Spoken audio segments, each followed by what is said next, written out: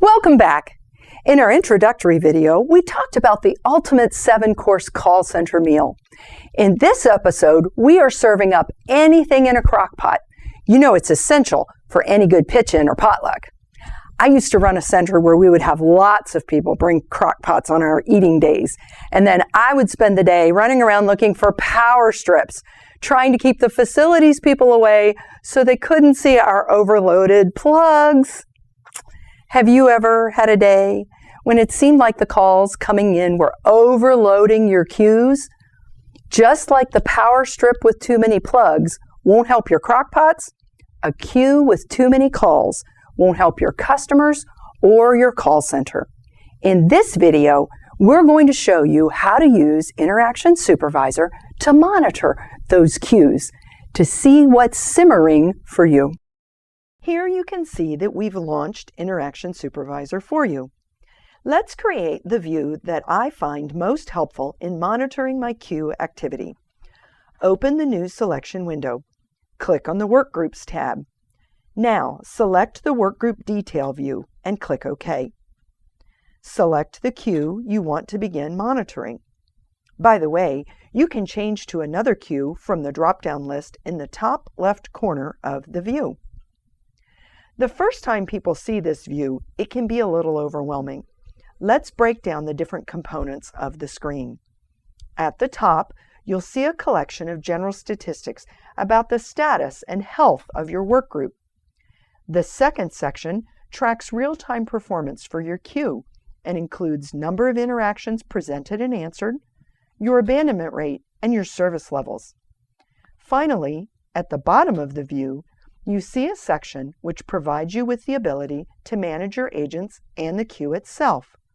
Now, let's look at each section in detail and discuss how to use them. Back at the top of the view, let's look at these statistics.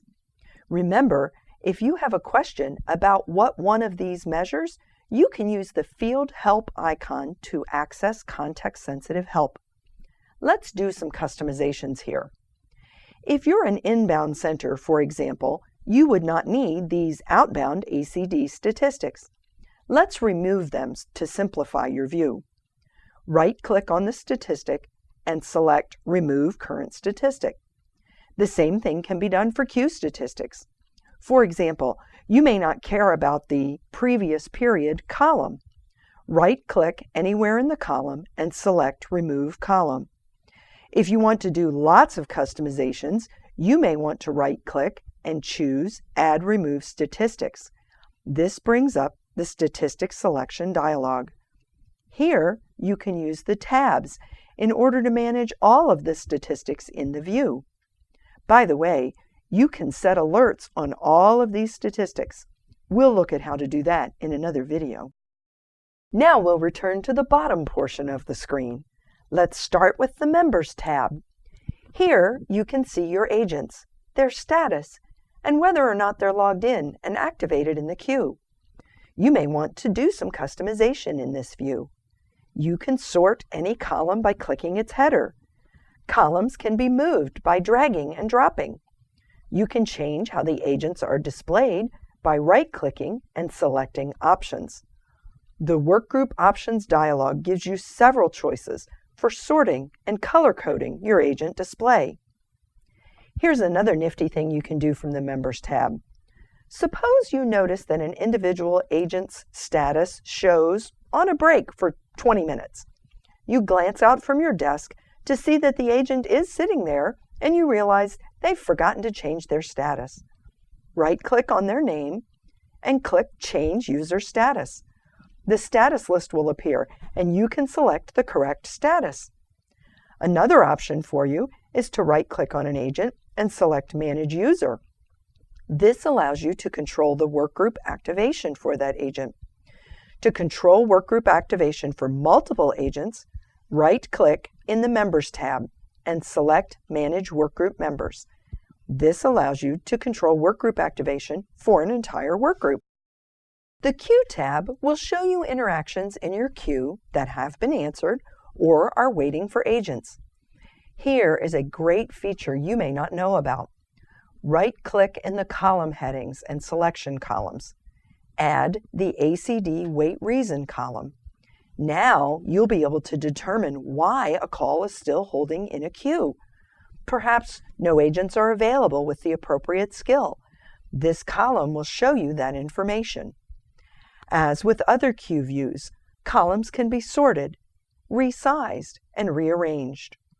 Finally, note that when you highlight an interaction, the call control buttons are activated. This is one of the places in the system where you can monitor calls. I'd like to take a minute to talk more about these buttons in this view. The Listen button allows you to silent monitor a call.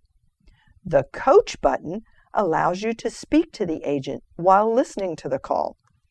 I always recommend using the Coach button with a bit of caution. Your agent can hear you, but the caller cannot.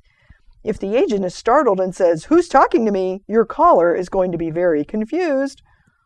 The Join button allows you to create a three-way call between you, the agent, and the caller.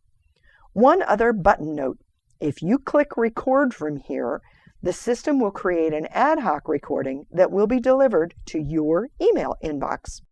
You know, when I do training for our clients, I tell them the workgroup detail view is the one view they must have. I can run everything about the work coming through my center by using that view. I hope this video has helped you learn how to keep track of what's simmering in the crockpots and queues of your center. We'll see you soon for another course in our 7-course meal.